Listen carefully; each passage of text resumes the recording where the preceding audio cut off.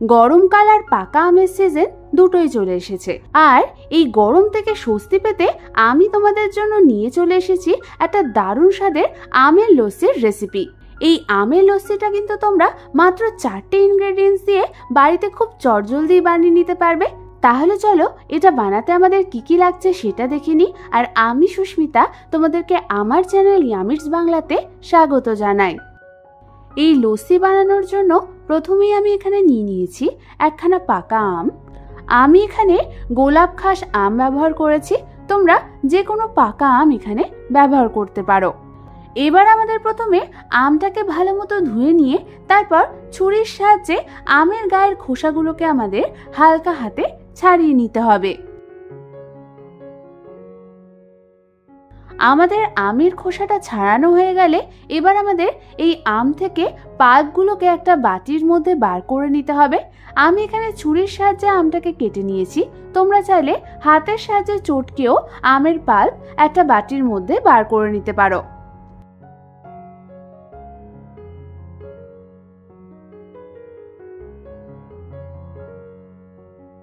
আমাদের সমস্ত আমের পাল্পগুলো বার করা হয়ে গেলে সেটাকে আমি একটা মিক্সার গ্রাইন্ডার জারের মধ্যে ট্রান্সফার করে দেব। এবার আমি এর মধ্যে একে একে দিয়ে দেব প্রায় 300 গ্রাম মতো টক দই,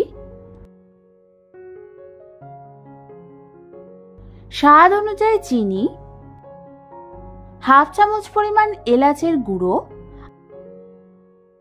আর দিয়ে দেব 4 থেকে 5টা আইস কিউব।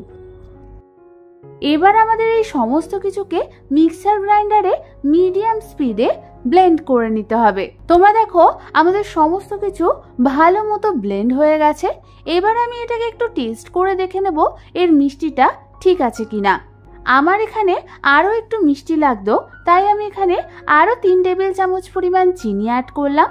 এখানে আম কতটা মিষ্টি তার উপরে চিনি কতটা লাগবে কি না লাগবে সেটা নির্ভর করবে। তারপর আমাদের এটাকে আরও একবার ভালো মতো মিক্সিতে ব্লেন্ড করে নিতে হবে। ব্যাস তৈরি হয়ে গেল আমাদের দারুণ স্বাদের ঠান্ডা ঠান্ডা আমের লস্যি। এবার শুধু আমি লস্যিটার ওপর ছোট ছোট কিউব করা আম আর কুচনো বাদাম দিয়ে গার্নিশ করে দেব। আমি তোমাদের এখানে যে কোয়ান্টিটিটা দেখিয়েছি সেটা দিয়ে তোমাদের মোট 2 গ্লাস লস্যি ভালোভাবে তৈরি হয়ে যাবে। এই অসম্ভব গরমে এরকম যদি ঠান্ডা ঠান্ডা লস্যি পাওয়া যায় তাহলে মন প্রাণ দুটোই জুড়িয়ে যাবে। তাহলে আর দেরি না করে বাড়িতে যে কোনো একদিন এই লস্যিটা ট্রাই করে দেখো, আশা করি তোমাদের খুবই ভালো লাগবে।